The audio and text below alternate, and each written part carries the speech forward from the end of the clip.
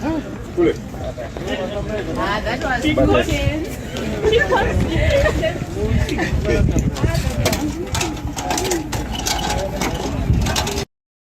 kusakana kwatikuita zvikari pano paterare 263 ndinonyo hatirare chake tichimhanyira maupdates ezvinhu zviri kuitika munyika yedu yezimbabwe. Kana uchiri munyowani pathis youtube channel kusubscribe mahara utena on the notification bell uyezve malikes enyu akatikoshera zvikuru zvinozobatsira kuti vhidhiyo rino ringe richionekwa nehama neshamwari.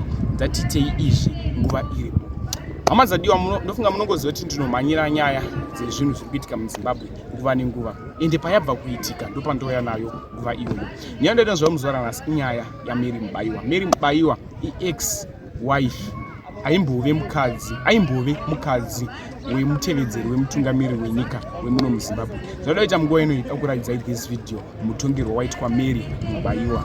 Chirungu chingonzwai chizere. That there have been delays from the time that the trial commenced. She ruled that she cannot revisit delays before the trial. She says Mary is responsible for the delay because she's the one who was sick and was being remanded in hospital. It is logic that I simply cannot understand. It's admitted she was sick. She admits in a ruling that she was in hospital. So how it can be said that she is to blame for the delay beats me.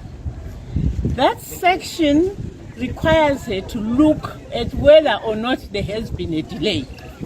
She has accepted that there was a delay.